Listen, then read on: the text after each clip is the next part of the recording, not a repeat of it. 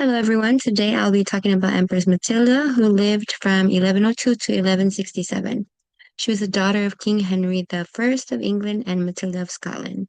Her life was defined by her struggle to be recognized as the rightful heir to the English throne in an era when female rulers faced deep resistance. The strategy I'll focus on is how Matilda used her legitimacy and imperial authority to claim power and influence the future of the English crown. Here we have a quick timeline of Matilda's life. And Matilda was born in 1102, the only surviving legitimate daughter of Henry I. I think he had like 20 other illegitimate children from mistresses. At the age of 8, she was betrothed to Henry V, the Holy Roman Emperor, and by age 12, she was married to him. This marriage gave her the title of Empress, which she carried for the rest of her life. It was more than a name; it gave her a unique prestige that no other English woman held at this time. When the emperor died in 1125, Matilda returned to England as a widow, but with the dignity and authority of an imperial consort. Her father's plans changed in 1120 when her only legitimate brother, William, drowned in a white ship disaster. Suddenly, Matilda became the heir to Henry I's throne. Henry took the unusual step of making his barons swear oath to recognize her as his successor.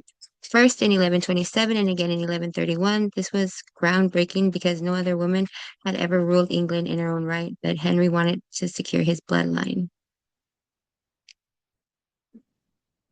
In 1128, Matilda was remarried to Geoffrey Plantagenet, Count of Anjou. This was a strategic match to strengthen ties with French power. The marriage was rocky, but it produced three sons, including Henry, born in 1133, who would later become King Henry II of England. In 1135, when Henry I died, Matilda was expected to inherit, but her cousin Stephen of Blois raced to England, claimed the crown, and was crowned king before Matilda could react. This betrayal launched nearly 2 decades of civil war known as the Anarchy. In 1139, Matilda landed in England with her half-brother Robert of Gloucester and began a military campaign to enforce her claim. She styled herself not just as Henry's daughter, but as Empress Matilda, using her imperial status to elevate herself above Stephen. She issued charters and documents under the title of Dominia Anglorum, or Lady of the English, making her authority clear. A turning point came in 1141 at the Battle of Lincoln. Matilda's forces captured King Stephen, leaving her effectively ruler of England.